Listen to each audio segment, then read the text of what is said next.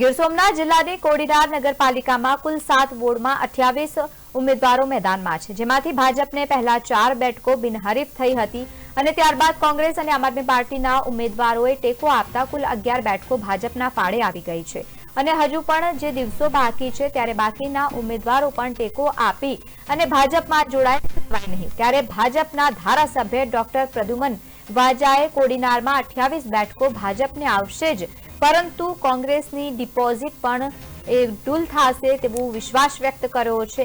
ત્યારે આજે કોંગ્રેસના વોર્ડ નંબર 1 અને 2 ના ઉમેદવાર પૂર્વ સાંસદ દિનુભાઈ સોલંકીના નેતૃત્વમાં ભાજપમાં જોડાતા કોંગ્રેસમાં ભંગાણ સર્જાયું। ભરતભાઈ નાથાભાઈ ખાતી રહે અને વોર્ડ નંબર 1 માંથી હું કોંગ્રેસમાંથી ઉમેદવારી। અચ્છા ભરતભાઈ, આપ કોંગ્રેસમાંથી ઉભા છો, અત્યારે બીજેપીની ઓફિસો છે, શું કારણ છે? બીજેપીની ઓફિસમાં આવવાનું કારણ એ છે કે કોડીનારની નગરપાલિકા છે એ 25 વર્ષથી શાસન કરીને વિકાસના સારામાં સારો કામ કરે છે, જેમાં ડૉક્ટર બાબા સાહેબ આંબેડકર સ્ટેચ્યુનું રિનોવેશન હોય, બગીચો કોમ્પ્લેક્સ હોય, રિવરફ્રન્ટ હોય, આવા બધા સારા કામો નગરપાલિકા કર્યા છે ને ભારતીય જનતા પાર્ટીની વિકાસ સાથે હું જોડાઉં છું। હું મારા વિસ્તારના મતદારોને એટલું કહું કે હું ભારતીય જનતા પાર્ટીને ટેકો જાહેર કરું છું। તમારી સાથે બીજા પણ કોઈ ઊભું હતું? મારા મિસી જતા વોર્ડ નંબર 2 માંથી એ પણ ભારતીય જનતા પાર્ટીને ટેકો જાહેર કરે। તમે ક્યાંના વોર્ડમાંથી ઊભા હતા? વોર્ડ નંબર 1 માંથી। તમે 1 માંથી? અચ્છા, અત્યારે તમે કેટલા લોકોએ ટેકો જાહેર કર્યો છે?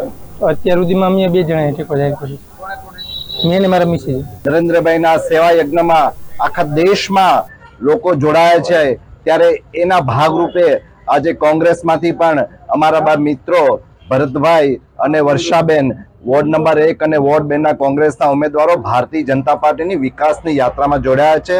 તે માટે બંનેને હું પાર્ટી તરફથી આ પરિવારમાં આવકારું છું।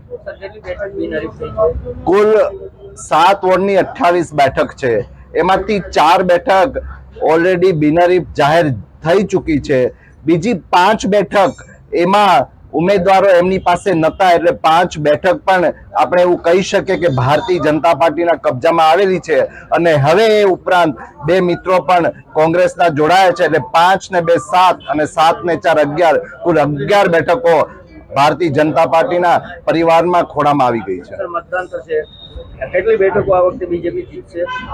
આ વખતે બેઠકો જીતવાનો તો પ્રશ્ન એટલે નથી રહેતો। આ વખતે દિલ્હીની જે હમણાં વિધાનસભાની ચૂંટણી થઈ એમાં જે કોંગ્રેસે એક રેકોર્ડ કર્યો છે, એ રેકોર્ડ એ છે કે કોંગ્રેસને લગાતાર 3જી વખત 0 સીટો મળી છે।